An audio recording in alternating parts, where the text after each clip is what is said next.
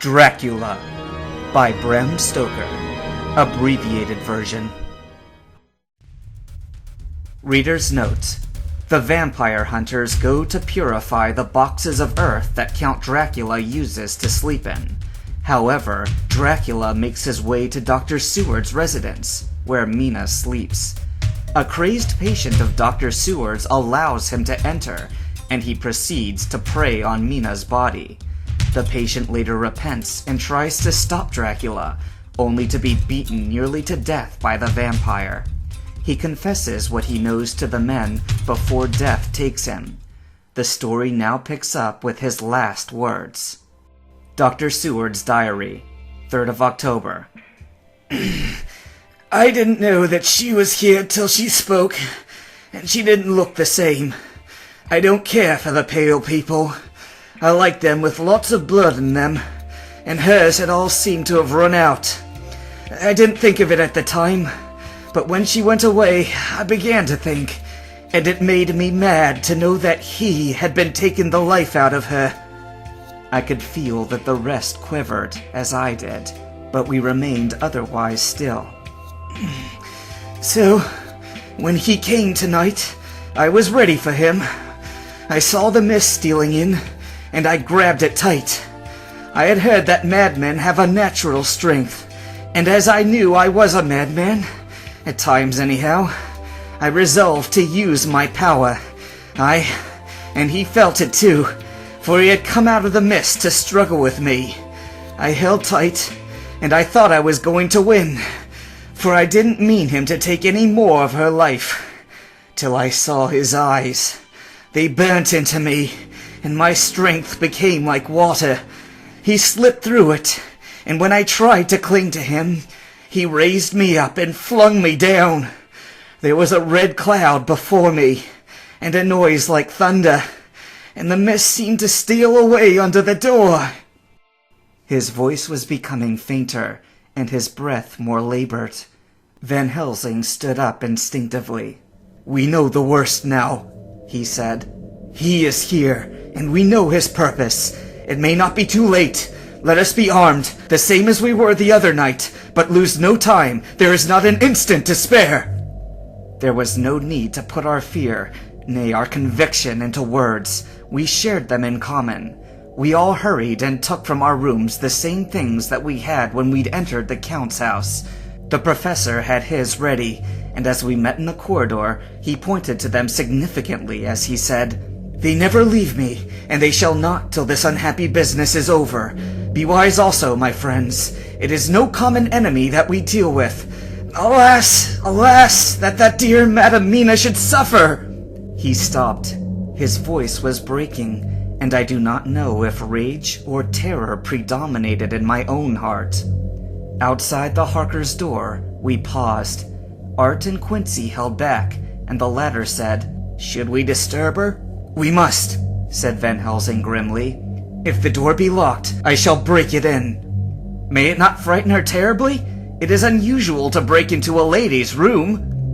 Van Helsing said solemnly, "You are always right, but this is life and death. All chambers are alike to the doctor, and even were they not, they all are as one to me tonight. Friend John, when I turn the handle, if the door does not open, do you put your shoulder down and shove, and you too, my friends. Now!" He turned the handle as he spoke, but the door did not yield. We threw ourselves against it. With a crash, it burst open, and we almost fell headlong into the room. The professor did actually fall, and I saw across him as he gathered himself up from hands and knees. What I saw appalled me. I felt my hair rise like bristles on the back of my neck, and my heart seemed to stand still. The moonlight was so bright that through the thick yellow blind the room was light enough to see. On the bed beside the window lay Jonathan Harker, his face flushed and breathing heavily as though in a stupor. Kneeling on the near edge of the bed facing outwards was the white-clad figure of his wife.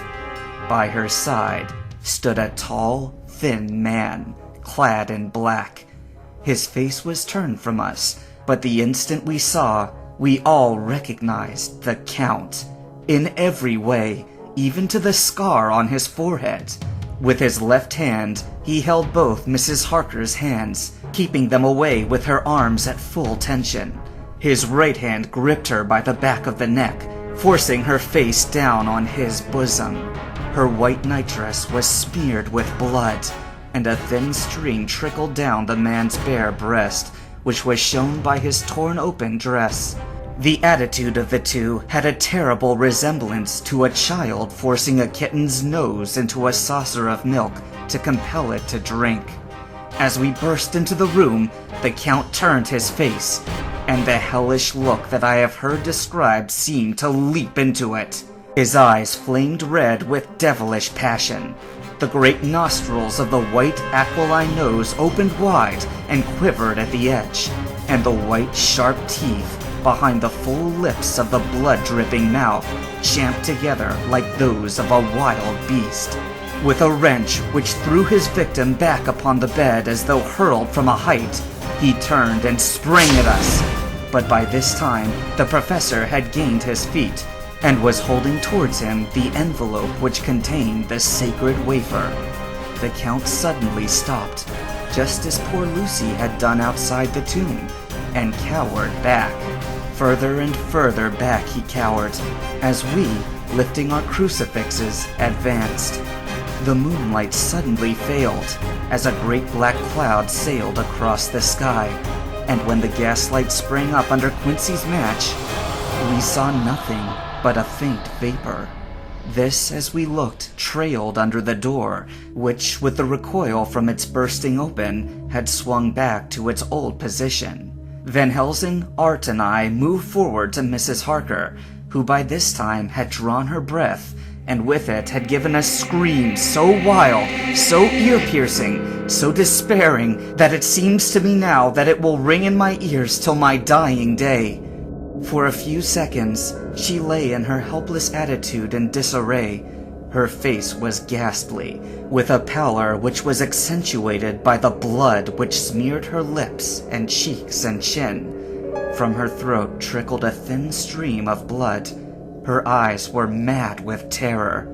Then she put before her face her poor crushed hands, which bore on their whiteness the red mark of the Count's terrible grip, and from behind them came a low, desolate wail, which made the terrible scream seem only the quick expression of an endless grief. Van Helsing stepped forward and drew the coverlet gently over her body, whilst Art, after looking at her face for an instant despairingly, ran out of the room. Van Helsing whispered to me, "Jonathan is in a stupor such as we know the vampire can produce. We can do nothing with poor Madam Mina for a few moments till she recovers herself. I must wake him." He dipped the end of a towel in cold water, and with it began to flick him on the face, his wife all the while holding her face between her hands and sobbing in a way that was heartbreaking to hear. I raised the blind and looked out the window. There was much moonshine, and as I looked, I could see Quincy Morris run across the lawn and hide himself in the shadow of a great yew tree. It puzzled me to think why he was doing this, but at the instant, I heard Harker's quick exclamation as he woke to partial consciousness and turned to the bed. On his face, as there might well be, was a look of wild amazement. He seemed dazed for a few seconds, and then full consciousness seemed to burst upon him all at once, and he started up. His wife was aroused by the quick movement, and turned to him with her arms stretched out, as though to embrace him. Instantly, however, she drew them in again, and putting her elbows together, held her hands before her face, and shuddered till the bed beneath her shook. "In God's name, what does this mean?" Harker cried out. "Dr. Seward! Dr. Van Helsing! What is it? What has happened? What is wrong? Mina, dear, what is it? What does that blood mean? My God! My God! Has it come to this? Has it come to this?" And raising himself to his knees, he beat his hands wildly together. "Good God, help us! Help her! Oh, help her!"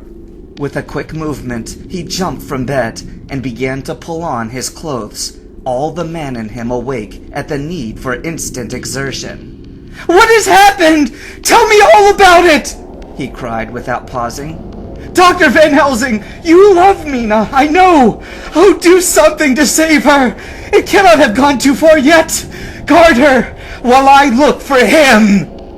His wife, through her terror and horror and distress, saw some sure danger to him. Instantly forgetting her own grief, she seized hold of him and cried out, "No! No! Jonathan, you must not leave me. I have suffered enough tonight, God knows, without the dread of his harming you. You must stay with me.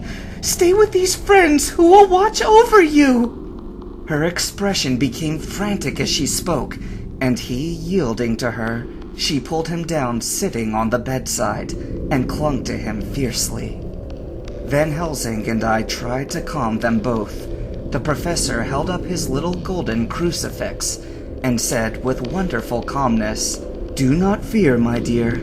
We are here, and whilst this is close to you, no foul thing can approach. You are safe for tonight, and we must be calm and take counsel together." She shuddered and was silent, holding down her head on her husband's breast. When she raised it, his white nightrobe was stained with blood where her lips had touched and where the thin, open wound in her neck had sent forth drops. The instant she saw it, she drew back with a low wail and whispered amidst choking sobs, "Unclean! Unclean! I must touch him or kiss him no more. Oh, that it should be that it is I who am now his worst enemy, and whom he may have most cause to fear." Reader's note: a little later on, Mina is burned when Van Helsing touches her head with a host of sacred wafer, this through the perspective of Jonathan Harker. For a few minutes, our sorrowful hearts beat together, whilst the friends around us turned away their eyes that ran tears silently.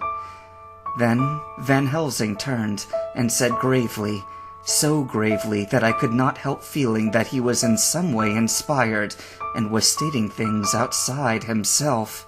"It may be that you may have to bear that mark till God himself see fit, and he most surely shall on the judgment day, to redress all wrongs on the earth and his children that he has placed thereon.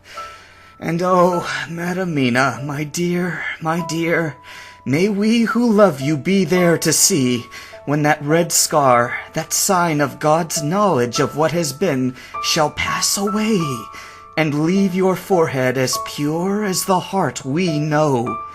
For so surely as we live, that scar shall pass away when God sees right to lift the burden that is hard upon us. Till then, we bear our cross, as his Son did in obedience to his will. It may be that we are chosen instruments of his good pleasure, and that we ascend to his bidding as that other through stripes and shame, through tears and blood, through doubts and fears, and all that makes the difference between God and man." There was hope in his words, and comfort, and they made for resignation. Mina and I both felt so, and simultaneously we each took one of the old man's hands and bent over and kissed it. Then, without a word, we all knelt down together, and all holding hands, swore to be true to each other. We men pledged ourselves to raise the veil of sorrow from the head of her whom, each in his own way, we loved, and we prayed for help and guidance in the terrible task which lay before us. It was then time to start. So I said farewell to Mina, a parting which neither of us shall forget to our dying day, and we set out.